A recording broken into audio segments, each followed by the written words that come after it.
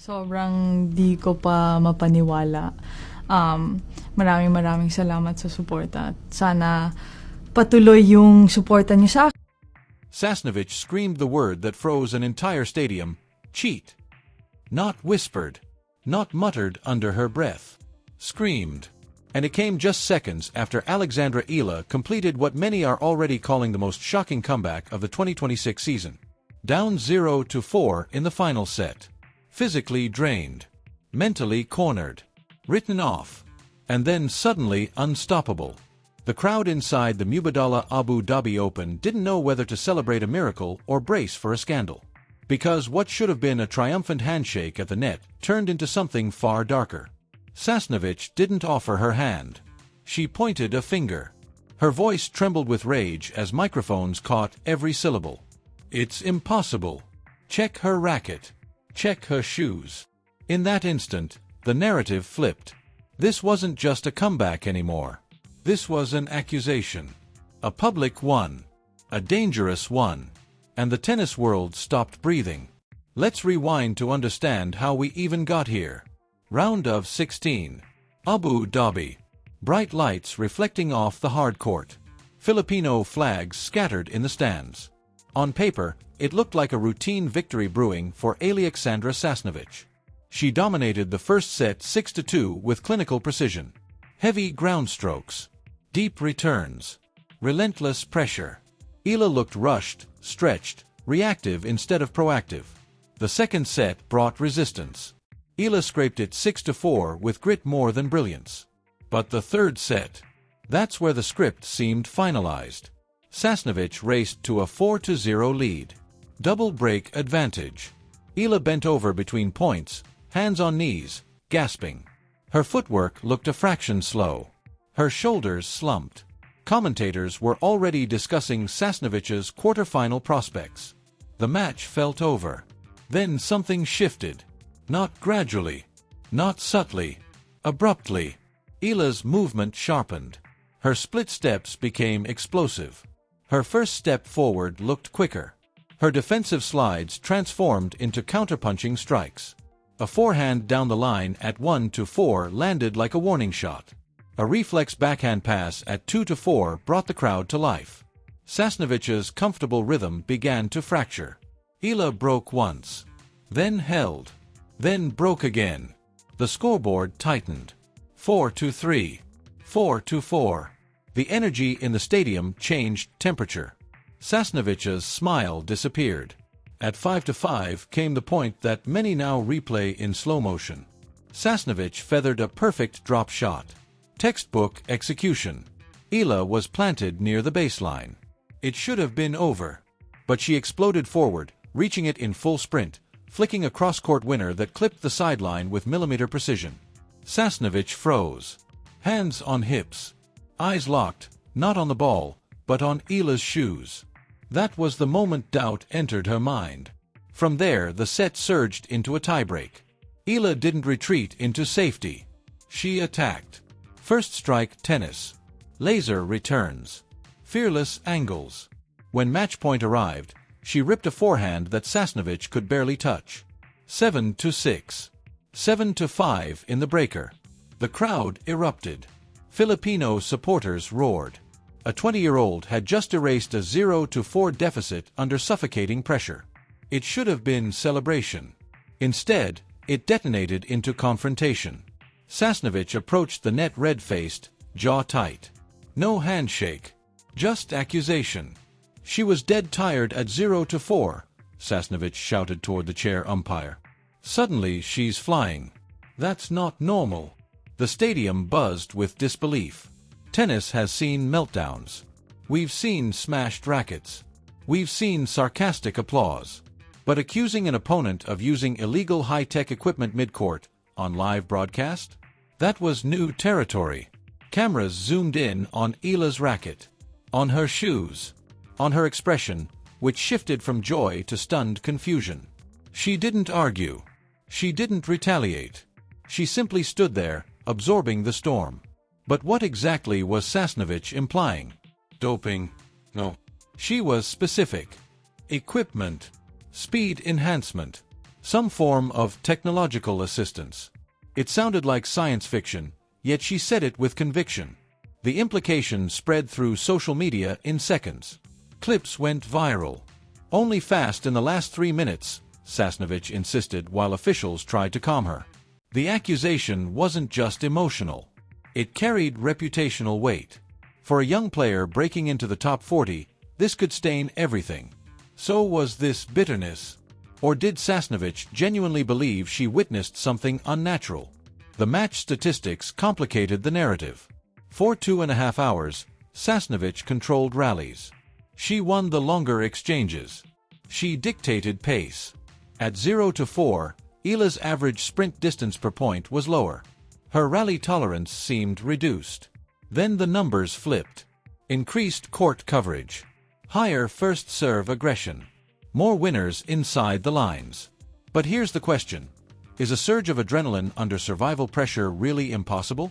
Or did Sasnovich, feeling momentum slip through her fingers, search for explanation outside herself? That is where the controversy ignited. Because in elite sport, when the improbable happens, suspicion follows. And in this case, suspicion didn't stay private. It exploded in public. The umpire conducted a quick visual check. Nothing unusual. Standard racket. Approved footwear. Yet the damage was already done. Commentators stumbled through analysis while the crowd remained restless. Eala gathered her bag quietly, avoiding eye contact. Sasnovich continued arguing. And somewhere in that charged silence, the real drama began. Not the comeback, but the fallout. Because accusations don't vanish with a handshake. They linger. They stain. They demand response. And what happened next, exactly 10 minutes later, would pour gasoline on the fire in a way nobody saw coming.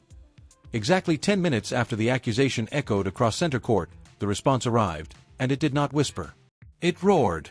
While Sasnovich was still pacing near the official's desk and social media was dissecting slow-motion clips of Eala's footwork, the Rafa Nadal Academy released a statement that detonated like a forehand down the line. There was no cautious language. No vague diplomacy. It was direct. It was sharp. It was unapologetic. We have heard the ridiculous and defamatory accusations regarding our athlete Alexandra Eala, the statement began. Ridiculous. Defamatory. Two words that instantly drew a line in the sand. The Academy didn't merely deny the claims. They dismantled them. Let us be crystal clear. The only high-tech equipment Alexandra uses is her heart, her discipline, and the thousands of hours of training invested on court. That sentence alone shifted the temperature of the debate. Because now this wasn't just a post-match meltdown.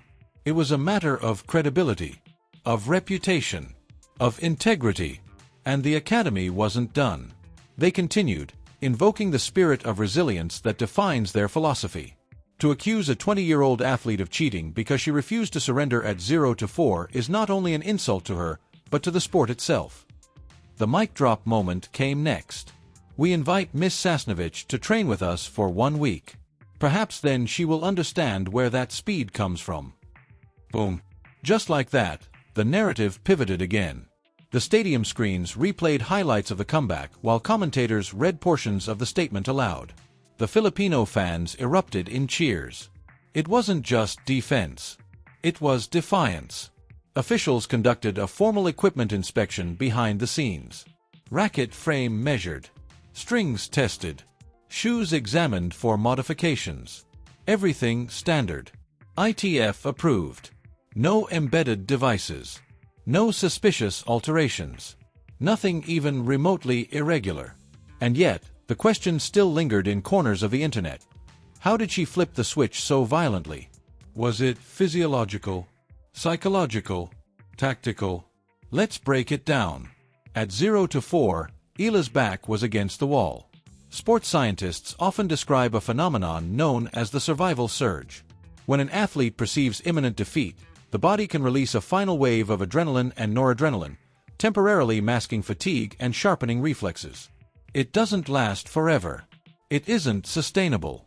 But in short bursts, it can look superhuman. Combine that with risk tolerance. When a player has nothing left to lose, they swing freer. They go for lines. They step inside the baseline instead of retreating. That shift alone can transform momentum.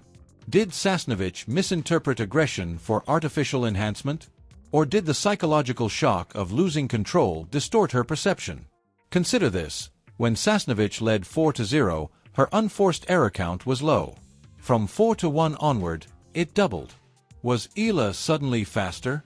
Or was Sasnovich suddenly tighter? Pressure is a silent opponent. And sometimes, when it squeezes, players look for explanations that protect their ego. But here's where it gets complicated. Sasnovich reportedly told her camp, "I've played her before. She doesn't have that gear." That statement reveals something critical. Expectations. Sasnovich believed she knew Eala's ceiling. When Eala exceeded that expectation in the most dramatic way possible, it shattered her internal model. And when reality breaks expectation under stress, the mind scrambles to restore order. Cheating becomes an easier narrative than collapse. Meanwhile, Eala remained composed in her post-match press conference. "I respect my opponent," she said calmly. "I was just fighting for every point. No counterattack. No sarcasm. Just steady confidence." That composure may have been the loudest rebuttal of all. But the story didn't end with the statement. It evolved. Because controversy carries consequences. The very next day, Eala had to return to the same court for her quarterfinal against Ekaterina Alexandrova, a top 15 powerhouse known for flattening rallies and punishing second serves. The atmosphere felt different. Cameras zoomed in on Eala's shoes during warm-ups. Commentators referenced the equipment debate. Every sprint she made drew murmurs. Every long rally triggered whispers. Imagine trying to reset mentally after being accused of technological fraud on global broadcast. That's the hidden tax of scandal. The match began competitively. Eala held her opening service game with confidence. But the edge wasn't as sharp. The legs that had exploded 24 hours earlier now looked heavy. Alexandrova attacked early and often, refusing extended exchanges. 3-1. 4-2. The scoreboard crept away. Eala fought. She even broke back once with a stunning backhand return. The crowd tried to ignite another miracle. But adrenaline is not infinite. Emotional turbulence drains energy faster than physical rallies. By the midpoint of the second set, the signs were clear. The tank was low. Alexandrova closed it 6-3, 6-3. No controversy this time. Just clean, clinical execution. As Eala walked off, applause followed, not explosive like before, but respectful. She had reached the quarterfinals. She had cracked the top 40 ranking milestone. Yet the conversation still orbited around 3 chaotic minutes against Sasnovich. Did the accusation cost her deeper momentum in the tournament? We'll never know. But timing matters. Recovery matters. Sleep matters. And scandal disrupts all three. Still, stepping back, the broader picture reveals growth. A 20-year-old facing a veteran meltdown and standing unshaken.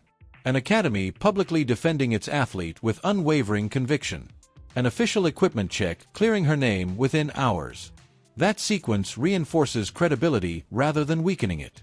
And perhaps most ironic of all, Sasnovich's accusation amplified Eala's global visibility. Searches spiked. Highlight reels multiplied. Analysts dissected her footwork frame by frame. What began as suspicion transformed into fascination. Because when someone is accused of being too fast, curiosity spreads. The question shifted from, did she cheat? To, how did she train? And that pivot might be the most powerful outcome of all. But just when it seemed the storm would fade in Abu Dhabi, another chapter was already forming thousands of miles away. A bigger stage. A heavier draw. And a chance for either redemption or relapse. Doha was waiting. And the emotional residue of this controversy was coming along for the ride. Doha did not wait for emotions to settle. The WTA calendar moves like a conveyor belt, and if you're bruised, physically or mentally, it does not slow down for you. Fresh off the Abu Dhabi firestorm, Alexandra Eala landed in Qatar carrying more than luggage. She carried headlines. She carried replay clips of a veteran pointing at her shoes. She carried a statement from the Rafa Nadal Academy that had gone viral. And perhaps most exhausting of all, she carried expectation. Because once you become the center of controversy, every performance becomes a referendum. The Qatar Open is not a quiet event. It's a WTA 1000 battlefield. Top seeds. Big hitters. No breathing room. Eala had just broken into the top 40 rankings for the first time in her career, a milestone that should have felt purely triumphant. Instead, it felt like she was walking into a shark tank with cameras zoomed in on her feet. Her first-round opponent? Teresa Valentova. 18 years old. Fearless. Another rising talent with clean momentum and zero drama attached to her name. On paper, it was a generational clash. In reality, it was a test of emotional stamina. From the opening games, it was clear this wouldn't be a fairy tale repeat. Valentova struck early, taking the ball on the rise and robbing Eala of rhythm. But Eala didn't fold. She countered with angled backhands and sharp cross-court forehands, dragging rallies into deeper waters. 2-2. 3-3. Neither player blinking. The commentators tried to frame it as redemption week. If Eala wins convincingly, one said, it buries the controversy narrative. But sport isn't scripted for clean story arcs. Pressure is invisible, but it weighs something. At 5-5 in the first set, the rallies intensified. Eala saved a breakpoint with a fearless inside-out forehand. Valentova answered with a drop shot winner that drew gasps. They marched into a tiebreak. This was the moment. A chance to reset the week. At 4-4 in the breaker, Eala unleashed a backhand return that clipped the line. Mini break. The crowd buzzed. But then two unforced errors crept in. Tight forehand long, netted backhand. Valentova sensed it instantly. She closed the tiebreak 7-6. 1 set away. And that's when the emotional bill from Abu Dhabi seemed to arrive all at once. The second set unraveled quickly. Valentova attacked second serves relentlessly. Eala's footwork, which had looked electric days earlier, now seemed half a step late. 2-0. 4-1. The fight was there, but the fuel wasn't. Between points, Eala stared at her strings, bouncing on her toes as if trying to summon one more surge. But adrenaline doesn't answer on command. Valentova sealed it 6-1. Match over. Doha exit. Just like that. No accusations this time. No fingers pointed. Just a young star absorbing the harsh rhythm of the tour. And yet, the headlines still referenced the controversy. From miracle to meltdown, some outlets teased. But that framing misses the deeper truth. Growth in professional tennis is rarely linear. It's jagged. It's emotional. It's public. Let's zoom out. In the span of 10 days, Eala completed a 0-4 comeback that stunned a veteran, was accused of using illegal technology on live broadcast, had her equipment inspected, received a viral defense from one of the most prestigious academies in the world, reached a quarterfinal, broke into the top 40, flew to another country, and lost a tight opening match to another teenage phenom. That's not collapse. That's initiation. The top tier of women's tennis is ruthless. Every weakness is targeted. Every emotional crack is tested. The real question isn't whether Eala stumbled in Doha. It's whether she learned. Because here's the irony buried inside Sasnovich's accusation. Calling someone impossibly fast is unintentionally revealing fear. Sasnovich didn't accuse her at 0-0. She accused her when momentum flipped beyond her control. That matters. Greatness often looks suspicious to those who aren't prepared for it. And sometimes the highest compliment an athlete can receive is disbelief. But let's address the lingering skepticism directly. Was there ever any evidence of illegal equipment? No. Officials cleared it. Independent analysts found nothing irregular in broadcast footage. No abnormal string tension patterns. No mechanical anomalies in swing speed. No footwear violations. The speculation burned hot online for 48 hours, and then cooled when nothing materialized. What remains isn't scandal. It's mythology. The myth of the 3-minute transformation. The myth of the impossible sprint. The myth of the young Filipino who refused to surrender. And mythology, in sport, can be powerful. Because it builds aura. Opponents will remember that comeback. They will remember that 0-4 isn't safe. They will remember that letting Eala see daylight is dangerous. That psychological residue can shift future matches before they even begin. Of course, rankings will fluctuate. A first-round exit in Doha means points drop. Prize money shrinks. The tour moves on. But something else solidified in Abu Dhabi that no ranking system can measure: respect. Even critics who rolled their eyes at the controversy admitted one thing: you don't erase a double-break deficit at that level without extraordinary competitive fire. And fire, once recognized, can't be unseen. So where does this leave us? Sasnovich made a public accusation rooted in disbelief. The Rafa Nadal Academy responded with unapologetic confidence. Officials cleared the equipment. Eala advanced, then fell, then flew onward to the next challenge. The carousel continues. But the identity forming around her is evolving. She is no longer just a promising talent from the Philippines. She is now the player who can flip a match on its head so violently that opponents question reality. That's power. That's intimidation. And yes, that's responsibility. Because the next time she surges late in a match, the cameras will zoom in again. The whispers may resurface. But here's the difference now: she's lived through it. She's seen how fast narratives ignite. She's seen how institutions defend. She's seen how thin the line is between celebration and suspicion. That experience at 20 years old? That's armor. So was it cheating? Or was it the raw, chaotic beauty of competitive sport? Decide for yourself. But remember this: no device can manufacture heart under pressure. No sensor can simulate courage at 0 to 4. No carbon plate can teach a player how to swing freely when defeat feels certain. Those things are built in silence, long before the spotlight arrives. And sometimes, when they erupt all at once, they look unbelievable. Not because they're artificial, but because they're rare. The season is far from over. More matches, more tests, more chances to either validate the myth or silence it completely.